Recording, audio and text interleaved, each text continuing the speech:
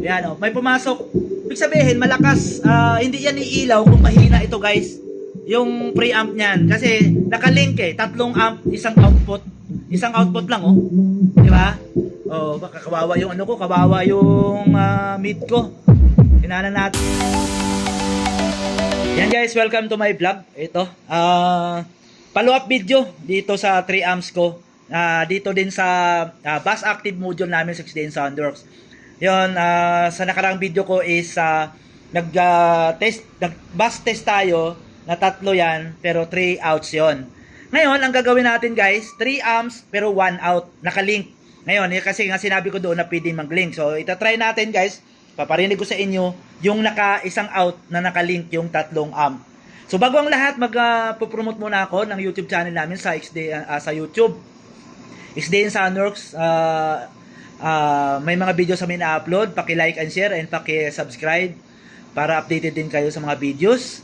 Then sa Facebook, main profile ko Mar Indiala. Yan, may ina-upload din ako mga mga videos about sa amin sa XD Soundworks. Yan, paki-like and share and paki-follow na rin para updated din kayo sa mga videos na ina-upload ko. Ayan guys, bago tayo mag sound check or ipaparinig sa inyo yung na sound test nito na nakalink na one out lang mismo sa natin sa bus active module. So bago ang lahat, papakita ko muna para makita nyo rin na hindi tayo na ganun talaga yung setup natin. Ngayon, from mixer, nag-out tayo from mixer. Ayan, papunta dito sa active bus module natin. Tapos yung isang out, ito.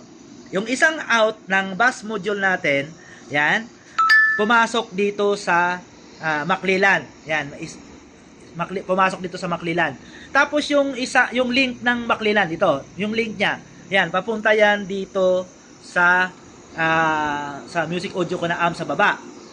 Yan. Tapos yung link ng pangalawang link, unang link from dito sa may unang link papunta dito sa music audio.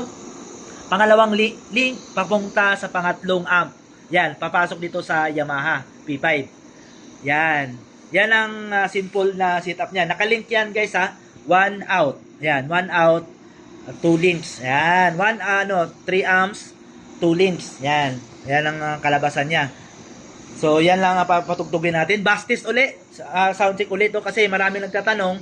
At sinasabi ko rin doon sa nakaraang video ko na pwede pa mag-link sa amp para kasi malakas ang preamp nito. So yan gamit ulit tayo ng sub ko, dalawa para dito nakaparallel sa music audio.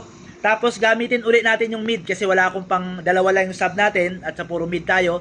Yung dalawang mid pwede natin gawing bass din yan. Pang-testing lang naman dito sa Maklilan ko din. Tapos yung isang mid high, yan, niload natin dito sa sa P5 na Yamaha. Yan.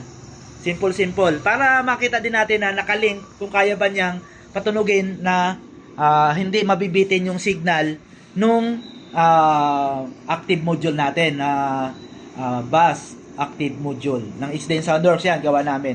Yan guys, sound check na tayo. Sinet na natin tong mga amp tsaka itong yung mga amp natin para sa mixer na lang tayo magko-control kasi baka maya mabigla at masira yung mid ko dahil yan lang ginawa muna nating bass. Kasi dalawa lang yung sub natin, di kaya ng mga nito malalakas tong up natin. Ngayon, sound check na natin, natin ng Bluetooth lang. Ito, music. Yun, meron na. Tapos, pasok tayo, mahina lang. Baka bugyo.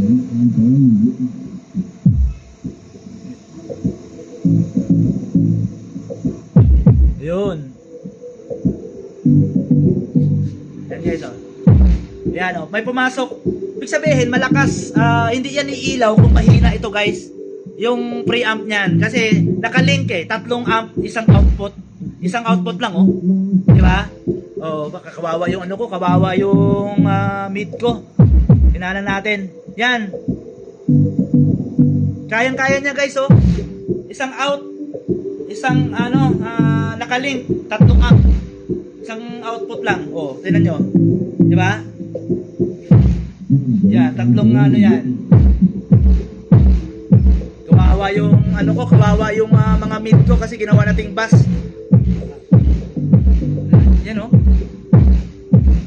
Sumasabay kasi dahil isang link lang eh. Isang link. Kung ano yung volume mo kasi, pag nakalink kasi, dapat pantay dapat yan. Pantay. Pantay dapat kasi nakalink. Hindi pwede yung ano dyan. Kung ano yung ano nung pinasukan. Halimbawa dito. Yan. Dito yung control ng unang amp. Tapos mapunta sa mga link. Ayan. Kung ano yung ilalabas yung ano, ganun din. Dapat pantay yan. Ayan o. Yan lang o. Oh. Diba guys? Ayan o. May signal. May signal din to. Yan, may signal. Nakalink. 3 amps. 1 out. Oh, di ba? Ganyan kalakas ang preamp ng active bass module. Yan, guys. Kawawa yung mid ko. Yan, di ba? Narinig nyo? Yan. Yan. Di na. Yun. Yan, guys. Oh, di ba? Narinig nyo na ano, na isang out. Tapos tatlong amp nakalink yung dalawa.